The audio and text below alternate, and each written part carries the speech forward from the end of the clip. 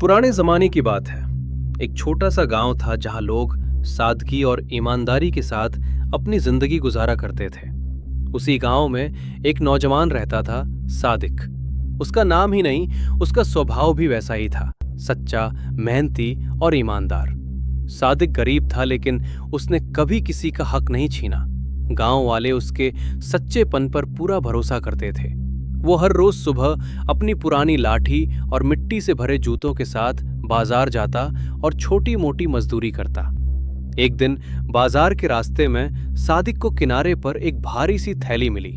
उसने थैली खोली तो अंदर सोने के सिक्के, एक जरीदार रुमाल और किसी अमीर आदमी की मुद्रा, सील पड़ी थी। सादिक ने मन ही मन सोचा, ये किसी अमीर का सामान लगता है, वो जरूर बहुत परेशान होगा।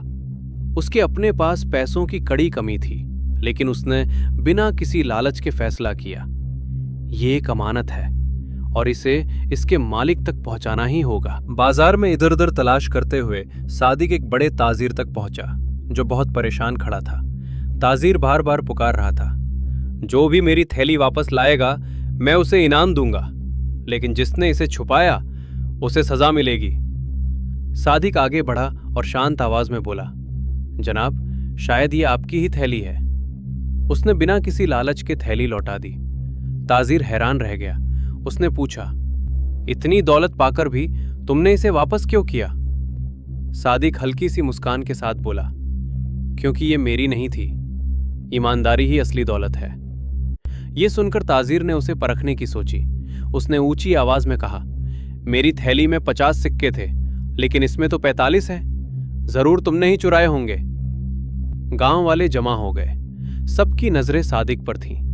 एक झूठे इल्जाम ने उसका दिल तोड़ दिया। वो अंदर से कांप उठा। उसी वक्त एक बुजुर्ग दरवेश वहां से गुजरे। उन्होंने ताजिर की ओर देखते हुए कहा, ताजिर, तुम झूठ बोल रहे हो। तुम्हारी मुहर पर 45 लिखा है, यानी तुम्हारी थैली में हमेशा 45 ही सिक्के होते हैं। ताजिर अब पूरी तरह शर्मिंदा हो चुका था। उसकी आंखें झुक गईं, आवाज कांप गई। वो जमीन पर बैठकर बोला, मुझे माफ कर दो सादिक, तुमने मुझे ईमानदारी का असली मतलब समझा दिया।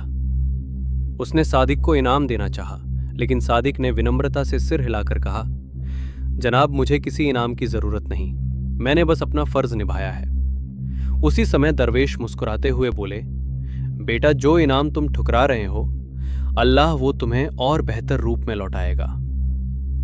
इन बातों के कुछ ही दिनों बाद ताजिर ने सादिक को अपनी दुकान का सरपरस्त बना दिया। अब सादिक सिर्फ एक मजदूर नहीं था, वो भरोसे और सच्चाई की मिसाल बन चुका था। पूरा गांव कहने लगा, ईमानदारी कभी जाया नहीं जाती, आज नहीं तो कल उसका फल जरूर मिलता है।